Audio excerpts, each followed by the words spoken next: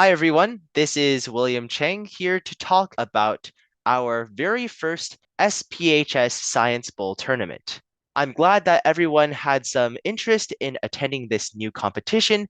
This really strikes home as Science Bowl is a great way to improve your knowledge of the scientific world.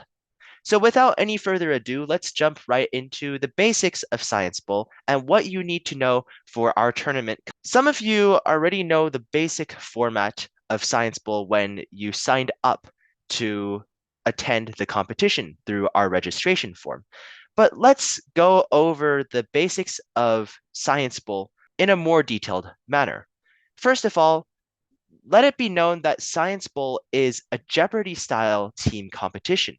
It's very different from a lot of other science competitions in that it spans over a very wide variety of scientific topics. There's many different teams that face off with each other at each tournament. Each team has 3 to 4 participants, and in each session, or as we science bowlers call, games, teams will play individually head to head. To get a better idea of what Science Bowl is all about, let's take a quick look at this video, which is from last year's National Championship of Science Bowl. Point elevation constant of 0. This is high school double elimination round number 10. Best of luck. Toss-up question 1. Chemistry multiple choice. Which of the following compounds has the most favorable enolization equilibrium? W, acetone, X, acetic acid, Y, 2-methylpropanol, Z, propanol. A2. Y. Y is correct. Your bonus question in chemistry is short answer. Water has a boiling point elevation constant of 0.5 Kelvin kilograms per mole. When 35 grams of an unknown sugar are dissolved So you'll in notice 200 that grams of water, the team, the resulting Lexington solution High has a School, boiling point answered the elevation of toss-up question correctly, 0.25 and degrees then they're Celsius. given a bonus. To So two we'll significant explore that figures, mechanism later. and in grams per mole, what is the molar mass of the unknown sugar? Okay, so the boiling point elevation is equal to I times KB. KB is the constant. 0.5 times M is the molality. Molality. Moles over kilograms of solute. So just 5 seconds. Can you do math? Say something. Just say something. Say something. Say like 48. That's not correct. The correct answer is 350. Toss-up question 2, biology, short answer. Chickenpox, cold sores, and mononucleosis are all conditions caused by viruses from what family? B2. varicella. That is not correct. A1. Poxviridae. That's not correct. These are all herpes viruses. So hopefully that video was able to give you some more insight to how Science Bowl is conducted and the various types of questions there might be. I'd like to quickly include a note that these questions are given at the national level tournament, whereas our tournament will include a few more easier questions. So we'll be giving out the regional style questions within our own tournament. So don't expect to see these types of questions or this difficulty of question on our own tournament. So I know that the preparation period for this year's Science Bowl tournament was not very long, and many teams have not been able to get together to work out too much strategy yet. So I just wanted to say, as a veteran competitor, that although you might not be feeling the most confident, Science Bowl is for everyone because there's such a wide variety of topics. There might be certain subjects within science that interest you, and in that, let's explore the many different varieties and subjects of questions that are explored within Science Bowl. Here are the 6 major question categories tested in Science Bowl.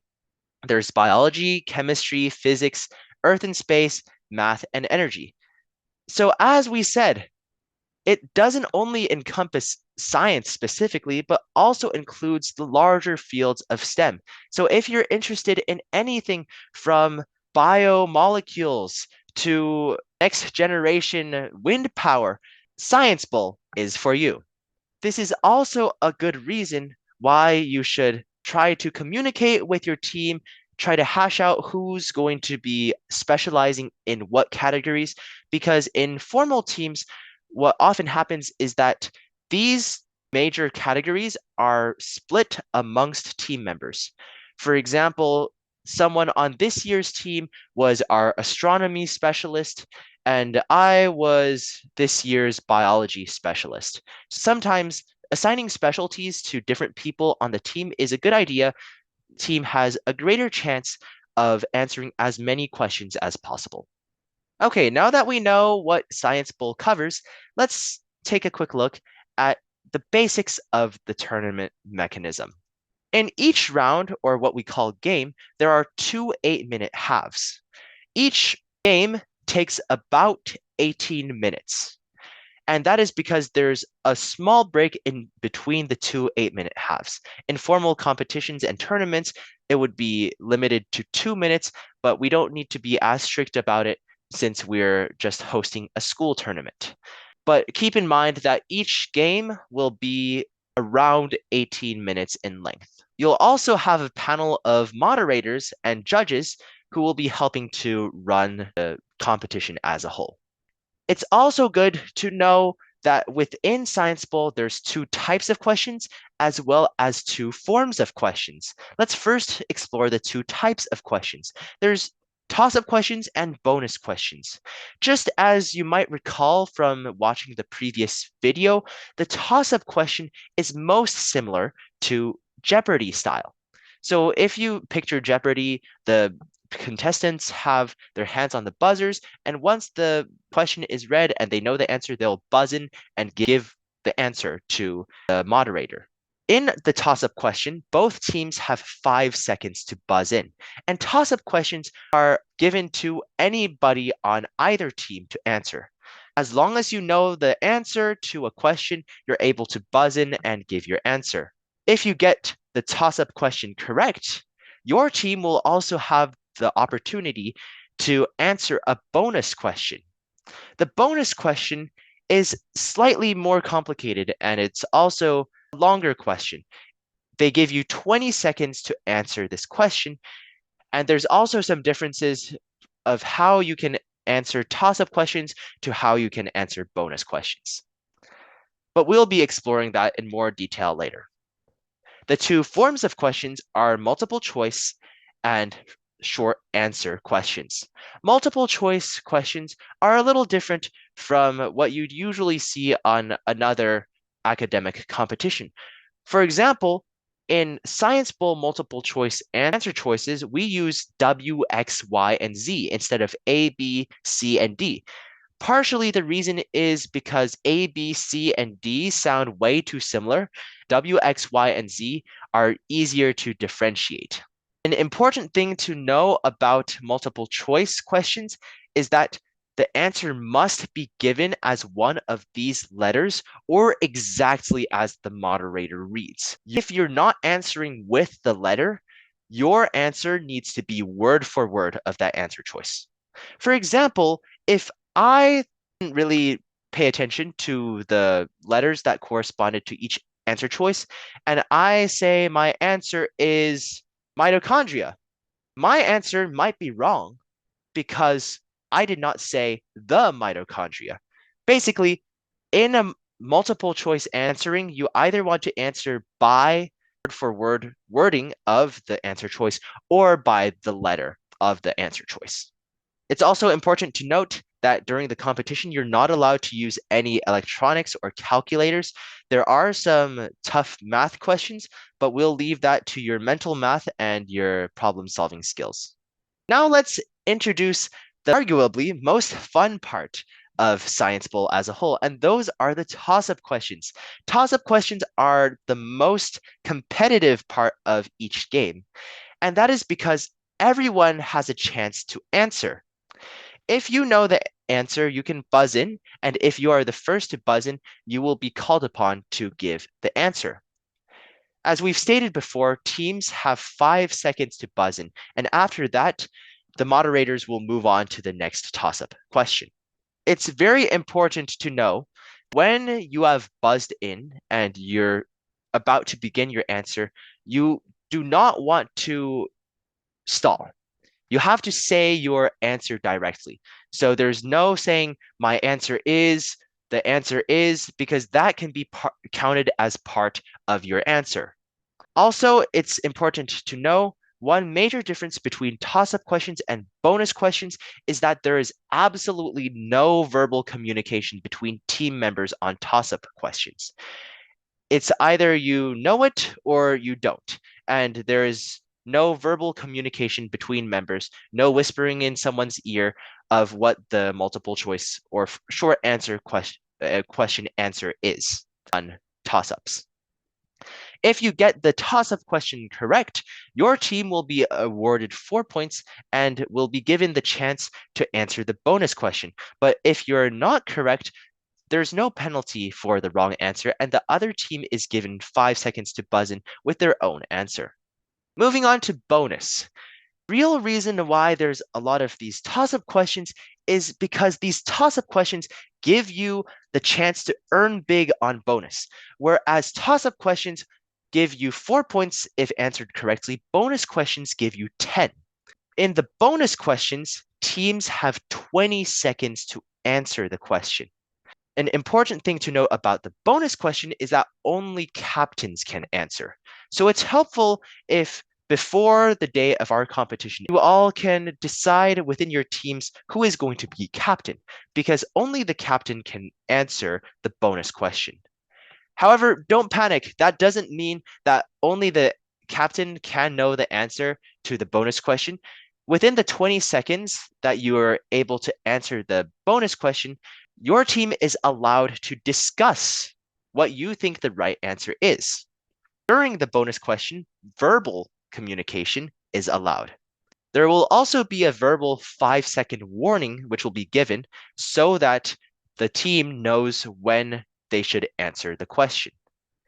If the bonus question is answered correctly, then the team is given 10 points. If not, there's no penalty once again, and the next toss-up question will be read. Before we end today's session, I'd like to introduce some special rules as well. These come up a lot, but they're not part of the core toss-up and bonus strategy. And these are interrupts and blurts. Interrupts happen quite often in terms of regional and national tournaments.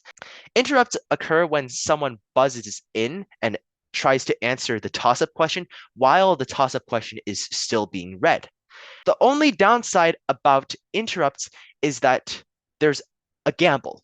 If you get the interrupt correct, you might be the first one to get the question and secure the bonus for your team, as well as the 4 points for getting the toss-up correct.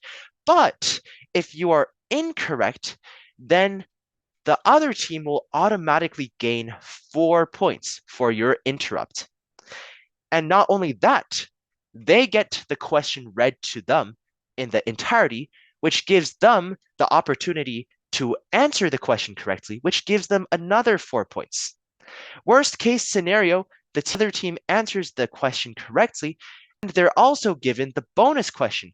So in worst case scenario, you could be giving the other team 18 whole points. So as I say, interrupts are a gamble. There's also blurts. Blurts happen much often than they're really supposed to. As we had in our previous slides on toss-up questions, you must wait to be verbally recognized before you answer a toss-up question. What does that mean? On the day of the competition, you'll be sitting at the lab tables and you'll have placards. So it will say A captain, A1, A2, A3, and B captain, B1, B2, B3. You must be first verbally recognized, say, for example, B captain or A3, in order to answer the toss-up question. If you do not wait for the verbal recognition, this counts as a blurt, and the question is offered to the other team. In other words, if you blurt the answer, the other team gets to answer the question while your team is disqualified, even if your answer was correct. you want to avoid blurts as much as possible. And that brings us to an end of our rules and information session. If you have any more questions or inquiries, feel free to contact me or Ty, who was also on our Science Bowl team this year. You can reach us by these two emails. And please, if you haven't done already, sign up through our registration form so we know how many teams will be attending and prepare the fabulous prizes in accordance. Thank you all for attending, and we hope to see you guys at the first annual SPHS Science Bowl tournament.